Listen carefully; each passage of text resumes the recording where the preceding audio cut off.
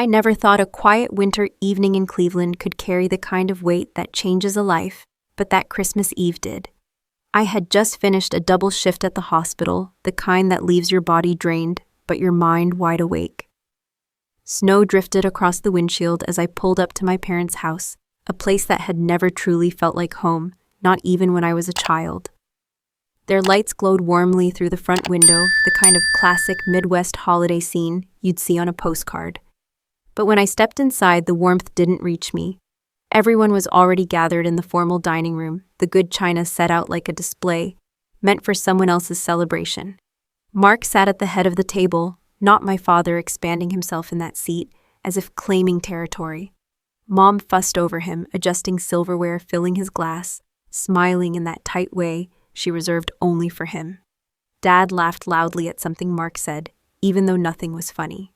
I slipped into a chair at the far end, the one that always felt like it was waiting for an afterthought. The conversations continued without me, voices drifting around my presence instead of toward it. It was nothing new. But that night, the quiet hurt more sharply than I expected. Dinner began with a toast I wasn't prepared for. Mom stood lifting her glass, her eyes fixed on Mark with the pride of someone unveiling a monument. To Mark, she said, "We're so proud of the man you've become, and all you're about to take on with the company." The table murmured approval. My father clinked his glass against Mark's grinning ear to ear. Mark leaned back, basking in the glow, then turned his eyes toward me. His smile changed, tightened, sharpened. "And some people," he said, tapping the base of his wine glass, "really shouldn't be weighing in on the future of this family." His voice dropped, but the words carried. "Trash like you doesn't deserve to sit here." The room went still, like someone had snapped the air in half. Mom froze, lips parted but silent. Dad looked down at his plate, suddenly fascinated by potatoes he hadn't touched. A few relatives shifted uncomfortably, pretending they hadn't heard what they clearly had. And Mark, he just watched me, waiting for the reaction he thought he deserved. But I didn't move. My pulse hammered, but something inside me steadied. There was a flicker, then small but certain, of all the years that had led to this moment. The favoritism, the undermining, the quiet ways my family had made me feel optional, disposable, and beneath it all, the memory of my grandmother's voice, gentle but firm, reminding me that fairness wasn't a favor, it was a promise. I looked at Mark, at my parents at the table that had never made room for me, and felt a clarity I couldn't ignore. What they didn't know, what they couldn't possibly imagine, was that the truth they'd buried was already rising. And this time, I wasn't going to look away. The farther I drove from my parents' house that Christmas night, the more the cold seeped into my chest. The streetlights of our old Cleveland neighborhood flickered through the windshield like ghosts of a childhood I never fully belonged to. Mark's voice, trash, like you, still scraped at my ears, but it wasn't new. It was only the latest echo of a story that had been written long before either of us was grown. I thought of the neighborhood where we were raised, a working-class stretch of cracked sidewalks and leaning fences. Back then, everything in our home seemed to orbit around my older brother, even when we were just kids. Mark ate me 6. My parents acted like he already carried the Carter legacy on his shoulders. Mom Linda praised every small thing he did, a drawing taped crooked on the fridge, a C- that she swore showed potential. Dad Paul would pat his back and say, "One day, all this will be yours, son," sweeping his arm across our patchy front lawn as if he were granting him an empire. No one ever said what would be mine. I remembered the bikes. Mark got a brand new one for his 9th birthday, all gleaming chrome and bright red paint. I got his old bike a year later, a bent handlebar rewrapped with electrical tape. When he threw a baseball through our neighbor's window, Dad asked why I hadn't stopped him. When Thanksgiving rolled around the year, I won a science fair award. My family forgot the ceremony entirely because Mark had a last-minute baseball clinic. That was the rhythm of our house. Mark shone, and I learned to dim myself so I wouldn't get in the way.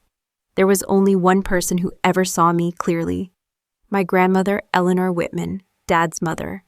Her lakefront house near Lake Erie felt like a different world, warm and orderly, filled with books and the scent of lavender soap. She'd sit with me at her old wooden table, tracing the rim of her teacup, as she talked about fairness, dignity, and the courage to claim your place in the world. "You remind me of myself," she'd say, brushing a strand of hair from my face. "And I'll make sure what I leave behind reflects that." It wasn't until years later that I realized she meant her will.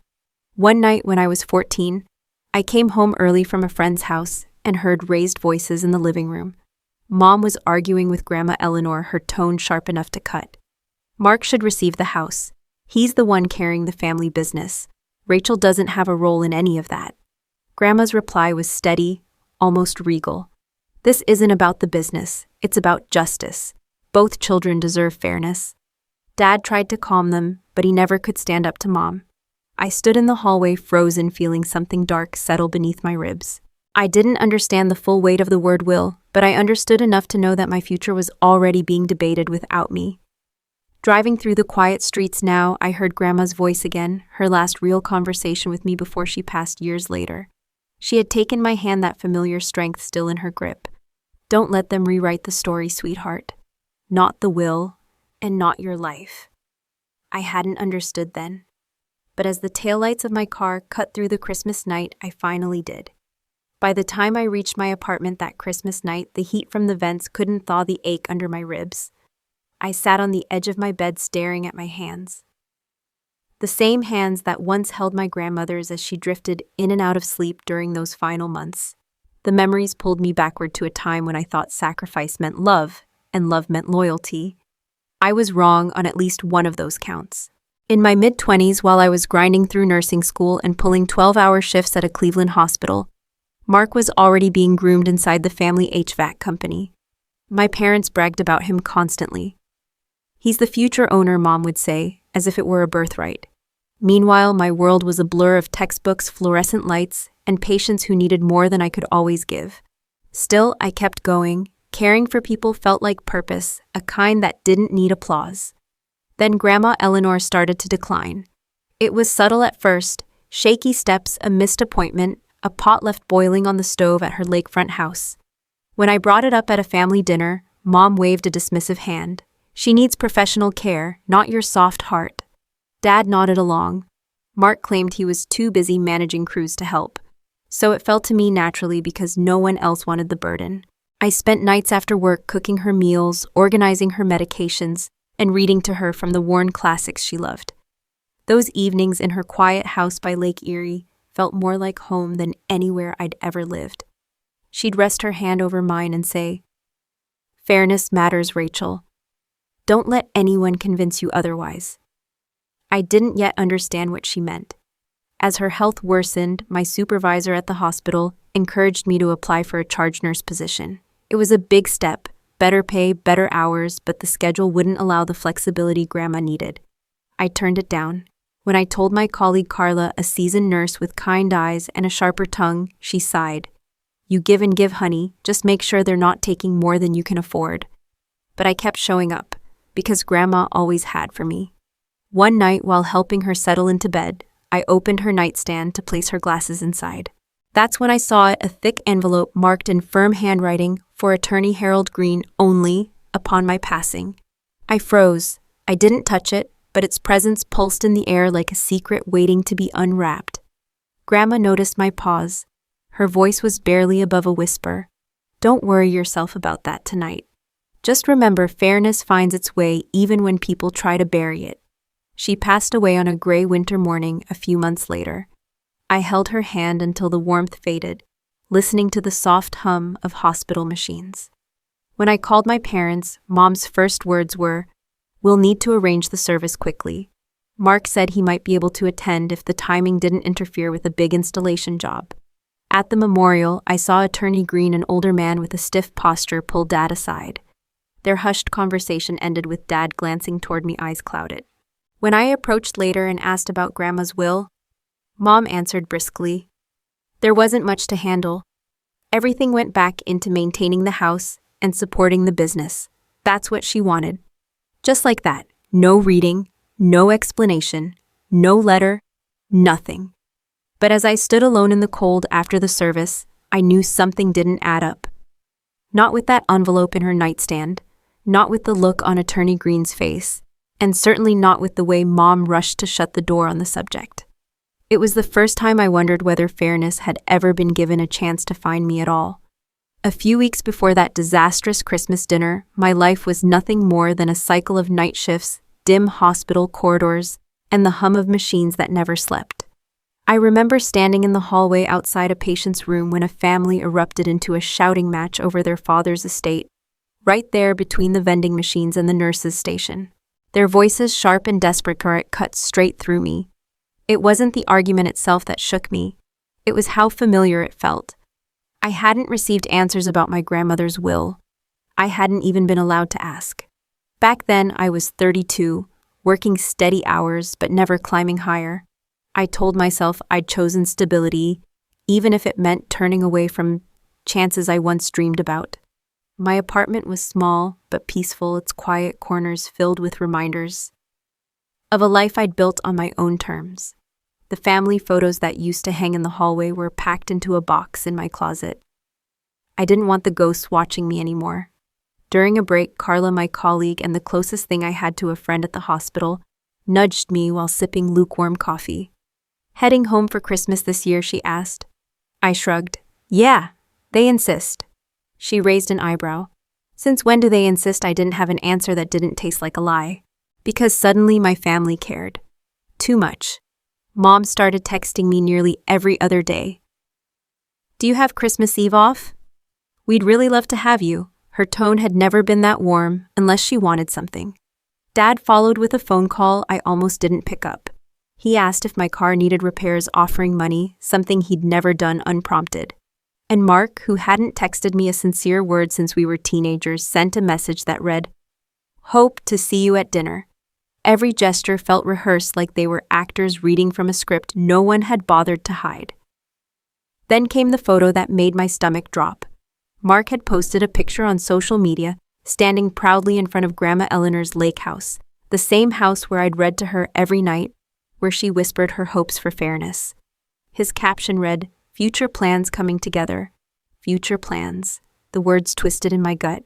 I scrolled through more of his posts, celebrations at the HVAC company, hints about taking the reins soon. A creeping suspicion took hold, one I'd ignored for years, but couldn't silence now. Something had happened to Grandma's estate, something my parents didn't want me to know. One night after work, I dug through an old box of photos, hands trembling. In one picture taken just weeks before Grandma died, I noticed an envelope resting on her hallway table. The logo printed at the top belonged to Attorney Harold Green, her longtime estate lawyer. I remembered it clearly. What I didn't remember was ever seeing that envelope again. The next morning, after staring at my phone for nearly an hour, I finally dialed his office. A receptionist answered, her tone polite, but guarded. When I said my name, she hesitated long enough for my heart to thud in my ears. "I'm sorry," she said slowly. "I can't discuss client information, but if you're a direct heir, you may come in with identification." Her voice wavered on the word heir. I hung up and sat in my car outside the hospital, the winter air fogging the windshield. The silence pressed against me until a single truth rose like a bruise beneath the skin. Grandma tried to protect me. Someone else didn't. And whatever they had buried, I was finally ready to dig up. The morning I walked into Green & Associates Cleveland felt colder than usual, a kind of cold that settled in my bones rather than on my skin. The office building was old, its brass plaque dulled with time, but something about it felt steady, like a place where truth lived quietly, waiting for someone brave enough to ask for it. I wasn't sure I was brave, but I was desperate. The receptionist, the same young woman I spoke with on the phone, recognized my name and guided me down a short hallway. "Green will see you now," she said, her eyes flicking over me with something like sympathy. I stepped inside. Attorney Harold Green rose from behind an oak desk scuffed with decades of use. He was in his late 60s, tall, soft-voiced, wearing a suit that looked older than I was. "You look just like Eleanor," he murmured, gesturing for me to sit. My throat tightened. No one had said those words to me since she died. He asked for identification, formal and careful, then opened a large file labeled Estate of Eleanor Whitman. His hands paused on the folder before he spoke. I suspected we'd have this conversation one day. Inside the file was a document I had never seen, my grandmother's original will. My breath caught as he slid it toward me. It was signed, notarized, witnessed properly. Nothing about it was vague or unfinished. And there, in clear language, she left the lake house and her long-held investments to be divided equally between her two grandchildren, Mark and me. But what stopped my breath entirely was the handwritten note attached. Rachel is the one who showed me devotion without condition. Honor her kindness. I pressed my fingers to my lips, trembling. All those nights reading her stories, warming soup for her shaking hands, listening to her soft warnings, they were real to her. They mattered. Why didn't I ever see this? I whispered. Green exhaled a long, weary sound. Because after Eleanor passed, your mother and father came to me with what they called an amended directive. He pulled out a second document. Even before he spoke, I felt dread curling around my spine. This version removes you entirely, he said. It grants everything to Mark under the justification that you are emotionally unstable and financially irresponsible. The words blurred. My parents had used my caregiving years, my sacrifices, as evidence that I was unfit. Green continued, voice heavy. They insisted you not be contacted. Claimed you wished to avoid all inheritance discussions. He handed me printed emails. There was my mother's name, my father's lines that twisted me into a fragile, unreliable person I didn't even recognize. Not fit to manage money, too fragile for legal matters. Mark will handle everything. It was character assassination disguised as concern. Green rubbed a hand over his jaw. Your grandmother intended fairness. I regret not pushing harder to reach you, but I can show you the truth now. I gathered the papers with shaking hands, the real will, the lies, the emails. The weight of them felt like holding my own life reclaimed. As I stood to leave, Green said softly, Rachel, the law still honors intent. You have every right to challenge what was done. Outside, the winter air hit my face sharp and clarifying. My parents had rewritten the story of my life without my consent, burying fairness beneath a mountain of lies. But now I had the shovel. I sat in my car outside Green's office long after the traffic thinned, the folder of documents resting beside me like a heartbeat I could finally hear again.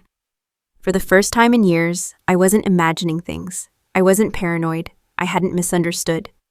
My parents had rewritten the truth, and they had counted on me being too quiet, too obedient, too trusting to question it. But that version of me was gone. Green had given me the first piece of the truth. Now I needed someone who could help me use it. He had suggested finding a younger attorney who specialized in inheritance disputes, someone sharp enough to maneuver a case built on deceit and manipulation. That's how I found attorney Melissa Hart. Her office downtown was everything Green's wasn't: sleek, modern glass walls and clean lines. Melissa herself was in her early 40s, confident without being cold, with an expression that told me she'd seen every kind of family betrayal imaginable. When I handed her the documents, Grandma's original will, the falsified amendment, the emails between my parents and Green, she read in silence, her brow tightening. This, she finally said, tapping the amended document with a manicured nail, is classic undue influence. And the emails suggest deliberate concealment. Rachel, they didn't just lie. They built a narrative to cut you out. I swallowed hard. Can we fight it? We can do more than fight it, she replied. We can overturn it. She explained what we would need: proof of my grandmother's mental capacity when she signed the original will, evidence of my own stability and responsibility, and records that showed my role as her primary caregiver. She didn't sugarcoat anything. Your parents painted you as unstable. We have to dismantle that lie piece by piece. So I started gathering my life. My supervisor at the hospital wrote a letter describing my professionalism, my composure under pressure, my leadership even on the worst nights. Carla agreed to speak on my behalf, saying she'd never seen me anything but steady. I pulled financial statements proving I managed my own money responsibly, always had. Each document felt like reclaiming a small part of myself. Melissa studied everything carefully, then leaned back in her chair. Your family's motive is obvious. They wanted full control of the lake house and the investments. They wanted Mark positioned as the sole heir so they could funnel everything through him. They assumed you'd never push back. She wasn't wrong. For years I'd been trained to stay quiet. Now, she continued, we need the right moment to confront them. When will everyone be together again? The answer came immediately: Christmas dinner. The invitation that had felt so strangely warm, the one my mother kept repeating, the one Mark pretended to care about. It was the perfect stage. Melissa nodded. Don't confront them with everything. Not yet. Bring something small but undeniable. Let them panic. People reveal the most when they're scrambling to hide. That night in my apartment, I printed a clean copy of Grandma's original will and one email where my mother told Green not to contact me due to emotional fragility. I placed them in a red envelope and sealed it carefully. My hands were steady. They had buried the truth. This Christmas, I would let them dig it back up with their own hands. By the time I pulled up to my parents' house that Christmas Eve, the place looked like a holiday magazine cover, lights wrapped around every column, wreaths on every window, and a glowing tree visible through the living room glass. But beneath all that beauty, the air felt staged like a set built for someone else's story. I slipped the red envelope deeper into my bag and stepped inside. The dining room was full relatives I barely saw anymore. 2 of my parents' church friends and Jenna, Mark's fiancé, who gave me a shy, apologetic smile. Mark, of course, was already holding court at the head of the table. Mom and Dad hovered close, their attention orbiting him like he was the sun. Mom raised her glass almost as soon as I sat down. To Mark, she said, glowing with pride, "The future of the Carter family business." Dad echoed it with a laugh, and the table joined in. The toast wasn't just celebratory, it was territorial. Jenna clapped politely, though her eyes flicked down, embarrassed by how blatant it all was. I noticed Mom's gaze drift to my purse. Just a flicker, but enough to tell me she already felt something was off. Dad poured himself a second drink before the appetizers even made it around. Mark bragged loudly about transitioning into leadership, choosing his words with the swagger of someone who believes his future is secured and unquestioned. Aunt Miriam, one of the few relatives who ever treated me like a human being, asked how work was going at the hospital. I opened my mouth to respond, but Mark cut in with a grin. "Rachel's always been too sensitive for real leadership. Nursing suits her. Low pressure." A few polite chuckles scattered across the table. Even so, I caught a flicker of discomfort on Jenna's face. One of the church ladies shifted in her chair. Not everyone enjoyed the show. I kept my expression calm, exactly as Melissa had advised. The less I reacted, the more Mark pushed. As the meal went on, he became bolder, tossing out comments that danced on the edge of cruelty. "Some people," he said loudly, raising his glass again, "really shouldn't be involved in talking about the future of this family." His eyes locked onto mine. The room thinned around me. Every sound dulled except his voice. Then he leaned back, smirking.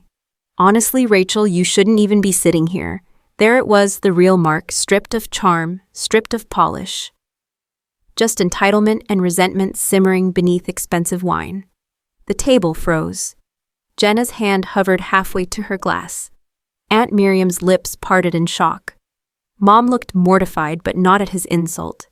At the tension, at the risk. I let the silence stretch, let them hear what their golden boy sounded like when the mask slipped. Then I reached into my bag. With steady hands, I placed the red envelope in the center of the table. Its color glowed against the white linen like a warning flare. "Before we toast anything about this family's future," I said quietly, "maybe we should take a moment to remember the past." Mom's face drained of color. "Rachel," she whispered sharply. "Don't do this," Mark scoffed. "Go ahead. Show us whatever you think you have." He thought arrogance would shield him. He had no idea he'd just stepped into the trap.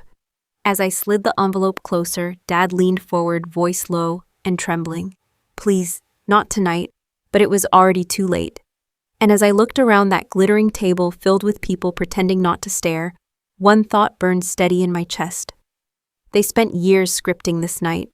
They just never imagined I'd change the ending. The room didn't breathe when I slid the red envelope across the table.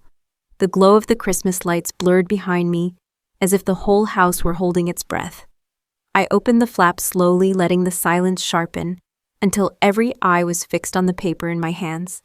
"This," I said, laying the first sheet in the center, "is Grandma's original will." Aunt Miriam leaned in, squinting at the signature. I remember her signing something like this. Years ago, her voice shook, not with accusation, but with recognition. Mom let out a brittle laugh. "Rachel, honey, that's just outdated paperwork. Your grandmother made updates, so." My voice cut through her excuse. "You did."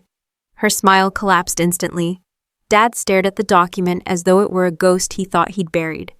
I placed a second page beside the first one of the emails Green had printed. Linda Carter to Harold Green. Do not contact Rachel. She is emotionally fragile and cannot handle inheritance discussions. Jenna's hand flew to her mouth. Linda, did you really write that? Mom's eyes darted around the table, searching for an escape. You don't understand the situation. I understand perfectly, I said. You made me the problem because you wanted to erase me. I reached into my bag again, pulling out the letter from my supervisor and the statements Melissa had advised me to gather. This is who I actually am, I said, my voice steady. A competent nurse, responsible, financially independent, not unstable, not fragile, just inconvenient to your plan. Mark scoffed loudly, the arrogance he wore, like armor starting to crack. You're blowing this out of proportion. Mom and Dad were protecting the family assets. Someone had to take charge. No, I said, meeting his eyes. They were protecting you. I slid the final page forward, my grandmother's handwritten note. Rachel is the one who showed me devotion without condition. Honor her kindness. Something shifted in the room. Church friends who'd known my parents for years exchanged uneasy glances. Aunt Miriam whispered, Linda, you told us Rachel didn't want anything from the estate. Mom's composure shattered. We did what we had to do. Rachel has never been strong enough to manage real responsibility. There it was, her truth stripped bare. I pushed back my chair and stood, feeling the weight of every year I'd been dismissed, diminished, rewritten. Grandma trusted me. She trusted fairness. And you buried that because it didn't benefit Mark. No one argued. Not even Mark. The table, once covered in holiday dishes and warmth, now felt like a courtroom. And I was finally giving testimony. I looked at each of them, my mother pale and trembling, my father silent with the shame he refused to name. My brother furious, but cornered. For years, I said quietly, I stayed in the shadows you built for me, but I'm done pretending. I picked up the will, the emails, and the note, tucking them into my bag. We are not family anymore. The words didn't tremble. They landed like a verdict. As I stepped away from the table, Jenna whispered to Mark, What did you do? But he had no answer, just a face drained of the certainty he'd always lived with. I reached the doorway. My attorney will be in touch, I said without looking back. Grandma's intent will finally be heard. Then I walked out into the cold night, leaving the wreckage behind me, knowing the real consequences were still to come. By the time spring reached Cleveland, the glitter of Christmas had faded into something distant and unreal. I'd spent those months gathering records, preparing statements, and meeting with Melissa Hart, who moved through every phase of the probate challenge with a precision that made me feel like justice wasn't just possible, it was coming. Still, nothing prepared me for the day we walked into the probate courtroom and saw my parents and Mark seated on the opposite side. The room was small, wood-paneled, and solemn, presided over by Judge Patterson, a woman with steel gray hair and an expression that suggested she'd heard every kind of family betrayal. She glanced at both tables before saying, Let's proceed. Melissa presented the original will first, laying it gently in front of the court clerk. Then she displayed the handwritten note from my grandmother. The room stilled at the sight of it. After that came the amended directive, my mother's and father's signatures visible at the bottom, and the email chain between them and Harold Green. Melissa read one line aloud.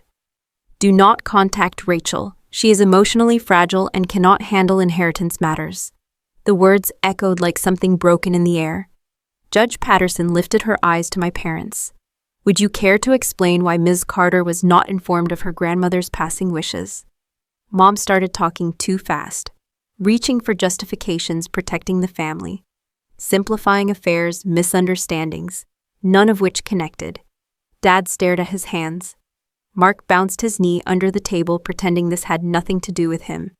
Then Melissa called a witness. Carla, my colleague from the hospital. She walked to the stand with confidence I had never seen from her before.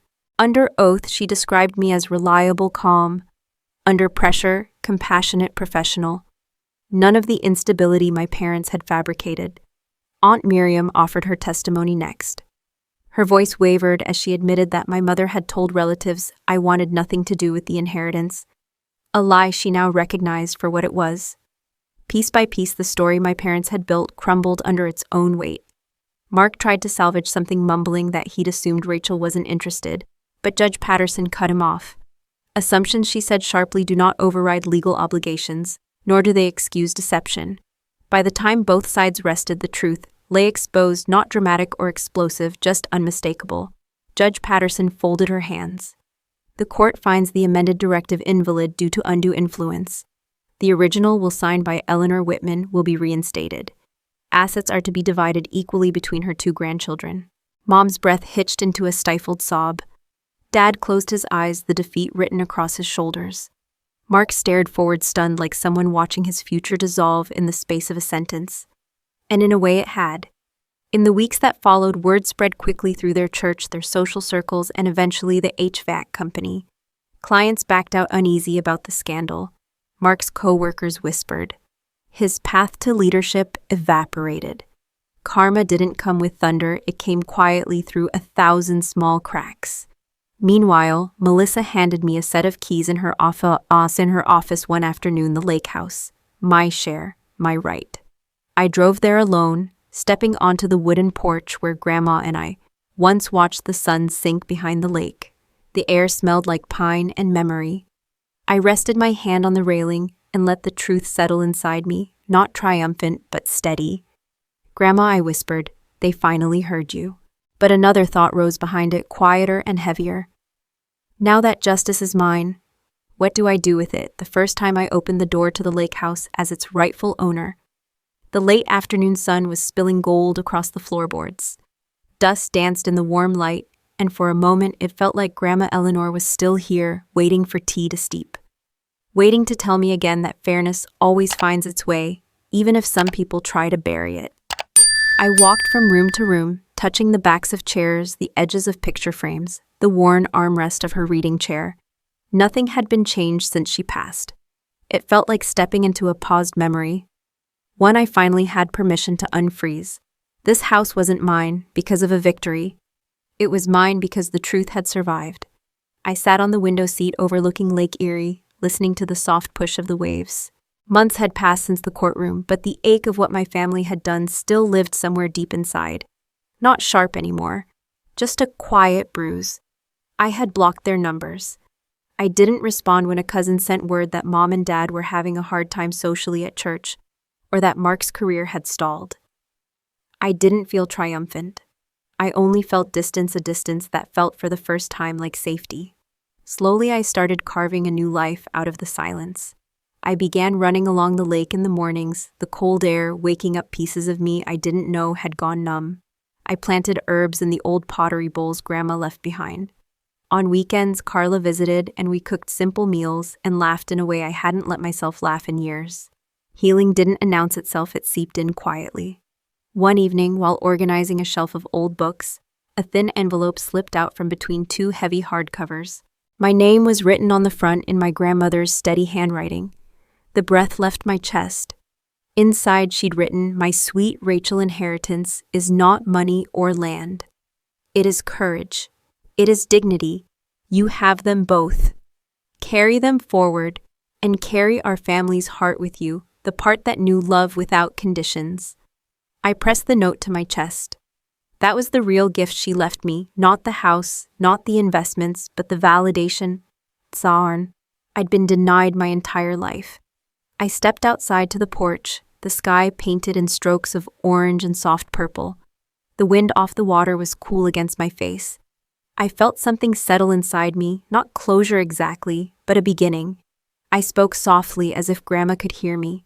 I'm going to make this place something good, something honest. Maybe I'll turn part of the house into a retreat for caregivers. Maybe a reading room for women who've endured too much. Maybe simply a home where I can breathe.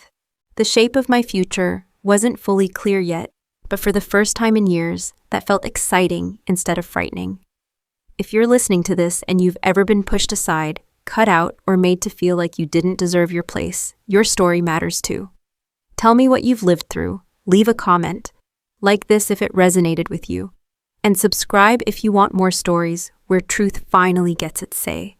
I sat on the porch rail as the last light dipped below the lake and whispered, "Thank you, Grandma." This wasn't the end. It was the first chapter I finally got to write myself.